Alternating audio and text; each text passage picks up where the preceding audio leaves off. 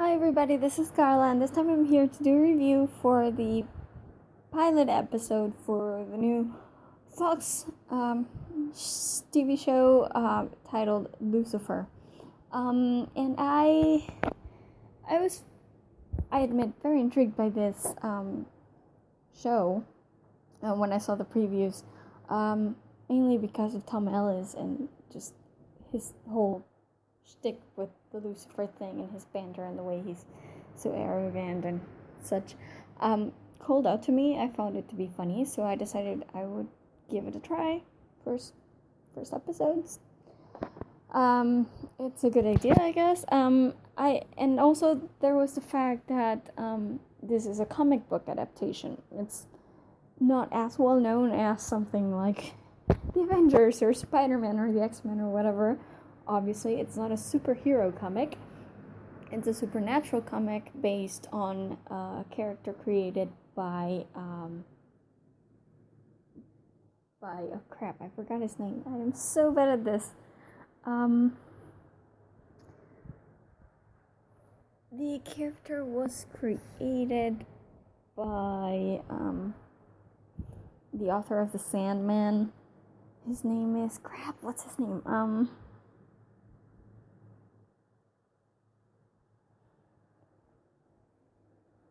Neil Gaiman. That was terrible. Character was created by Neil Gaiman for the Sandman comics.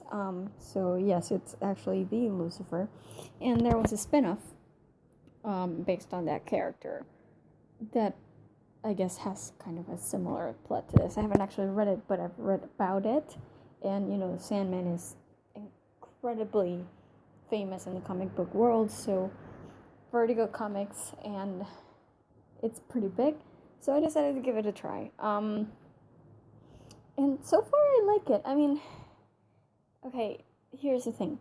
Fox knows the formula, okay? You don't necessarily have to have the most intriguing plot or the most, complex situations, setups, or, you don't have to have every detail makes sense necessarily, but if you have one main character who's able to grab your attention, who's entertaining to watch, who's bonus points if he's British, I guess, because they've done the same thing with Sleepy Hollow.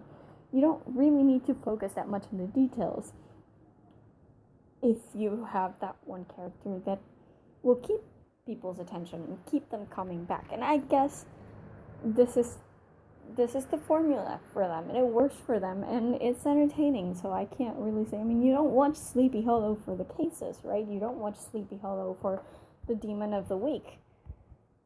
You watch it for Ichabod Crane and his funny hijinks in the modern world. That's what you do, right?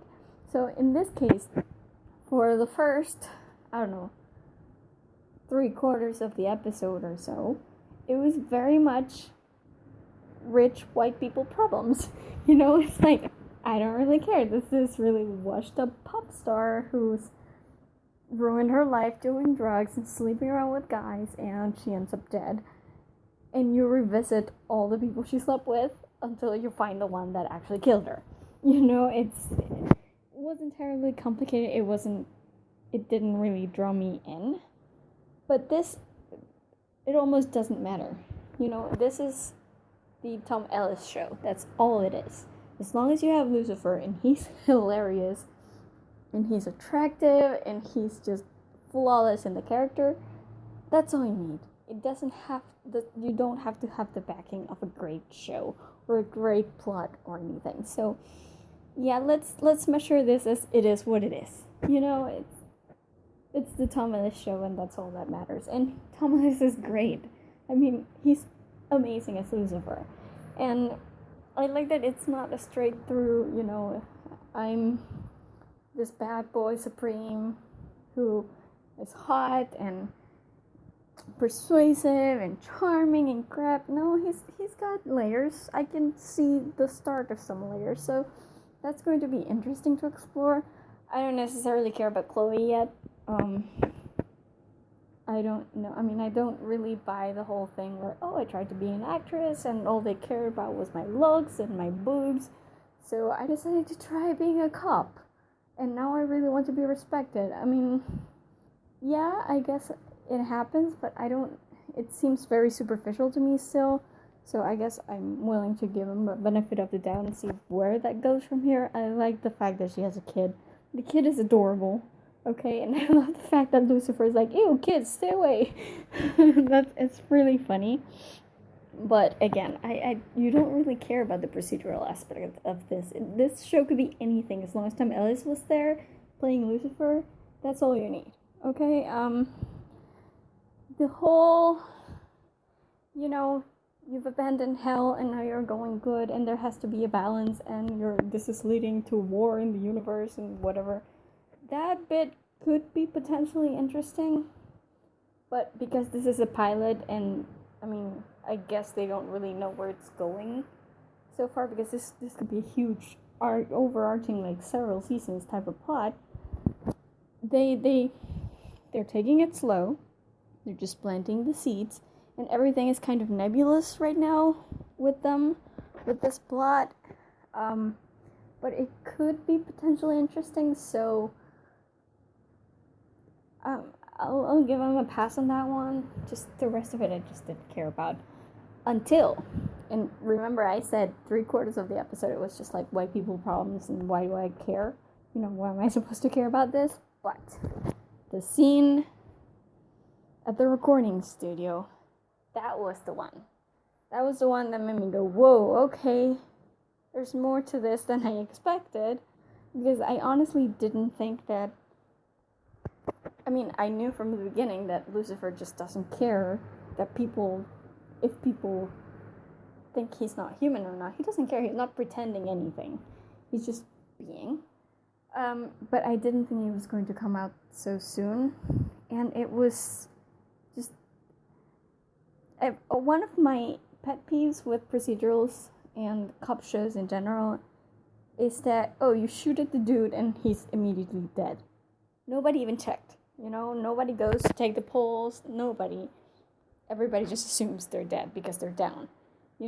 And I thought this was going to be just like that. And then it turned out Jimmy not only wasn't dead, he was also still able to shoot. So I like that. I like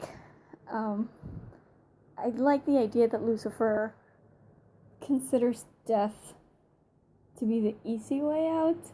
I mean, he's not going back to hell, so yeah, he thinks it's just going to be the souls just go to hell and that's it. There's no punishment because he's no longer there. So I thought that was interesting. I like that he was I like that he was sort of revealed himself, and Chloe didn't really get it. She still doesn't get the immortality thing, but I like that it was kind of revealed to us as an audience, even though we already knew. But just seeing it was very interesting, and I like this idea that he likes punishing bad guys. I mean, because yes, the devil nowadays is kind of the representation of evil, but at the same time, he does punish bad guys in hell. So it's good to see kind of an alternate interpretation where he's more of an administrator who inflicts punishment because the punishment is deserved, and not so much because he likes seeing people suffer. He likes seeing bad guys suffer, but that doesn't necessarily mean that he would make everybody suffer just because he can. So I like that idea, and I think they planted good seeds in this episode. Again, it was all kind of vague, really. Are the good angels supposed to be the bad guys in this, show? We don't really know where it's going yet, but I like the seeds of it. And although I could care less about the whole dead starlet thing, again, this is not what the show is supposed to be. The show is the Lucifer show, basically. As long as Lucifer keeps being entertaining, that's all you need from this show. So, is it going to be an amazing type show that's going to leave us with our jaws hanging open every week? I doubt it. I mean, The Jimmy moment kind of really did shake me up a bit because I wasn't expecting it. But I don't think they can pull that off every week. So we'll see. But again, this is the Tom Ellis show, and Tom Ellis is perfect in the role. So really, I don't expect any more than that. So I'm happy with the show. I will watch it again next week. Hopefully they make me care about Chloe a little bit more, because right now I'm like, you have a good life. Shut up. Stop complaining. So, but we'll see.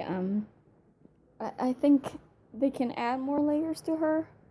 That will make her a bit more interesting to me. But again, as long as Tom Ellis is stealing the show from everybody else, that's kind of what Fox wants, and so far they're pulling it off. I don't know. We'll see. I will give next episode a try and see where that goes. So that's about it for my review. As usual, be sure to visit our website at thegeekypub.com. We have reviews for other TV shows, books, movies, games. We have a ton of stuff in there, so be sure to visit and browse around. There's always going to be something for you in there. And also, if you want to be notified whenever we upload a new review, then you really want to subscribe to our YouTube channel, because that's where the reviews usually go up first, even before they hit the website. They're on YouTube, so by subscribing you will be notified straight away whenever there's anything new on our account. And that's it from me now. I will see you guys in my next review. Bye.